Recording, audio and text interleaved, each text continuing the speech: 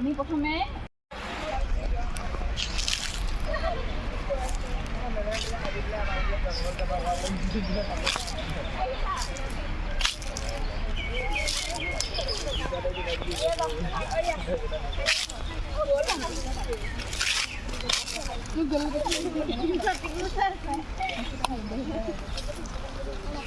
এইটো কিন্তু পজ নহয় জানানে, এইটো আৰু এই সকলো দায়িত্ববিলাক আমি সকলোৱে পালন কৰিব লাগিব। আৰু বৰ্তমান সময়ত এজোপা গছৰ গুৰুত্বতা দিনে দিনে আমাৰ কি হৈ আহিছে, বৃদ্ধি পাই আহিছে।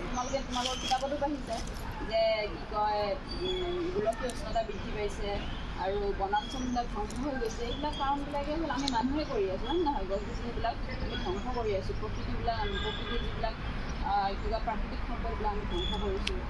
এইবিলাকৰ ক্ষেত্ৰত আমি সদায় কি কৰিব লাগিব, গুৰুত্ব দিব লাগিব। আৰু তাৰ মূল কাৰণে হৈছে আমি তাক সকলোৱে সজাগ হ'ব লাগিব আৰু প্ৰতিবাদ কৰিব লাগিব। ইয়াতো ৰুইছে, হয় নহয়? এতিয়া ৰোৱাৰ লগে লগে আমি ইয়াত সময়মতে কি দিব লাগিব, সাৰ পানী দিব লাগিব, তেতিয়াহে ডাঙৰ হ'ব। এতিয়া আমি ছ'চিয়েল চায়েন্সত পাইছিলোঁ নাই, এটা গছ পুলি দিয়াৰ পিছত আমাৰ কাৰণে কিমান প্ৰয়োজন হৈছে, কি কাৰণে প্ৰয়োজন হৈছে বাৰু?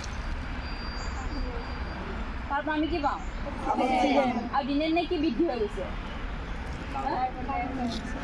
গোলকীয় উষ্ণতা বৃদ্ধি হৈছে। আৰু গোলকীয় উষ্ণতা বৃদ্ধিৰ ক্ষেত্ৰত আমি যিটো গোলকীয় উষ্ণতা ৰোধ কৰাৰ ক্ষেত্ৰত আমি প্ৰথমে কি কৰিব পাৰোঁ, গছ পুলি ৰুব লাগিব। আৰু তাৰ প্ৰতিপাল কৰিবলগীয়া হ'লে আমি প্ৰথমে বেৰি দিব লাগিব, সময়মতে আমি তাক সাৰ দিব লাগিব, পানী যোগান ধৰিব লাগিব।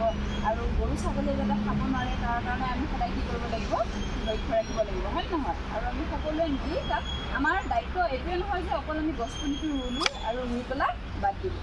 তাৰ ডাঙৰ নোহোৱালৈকে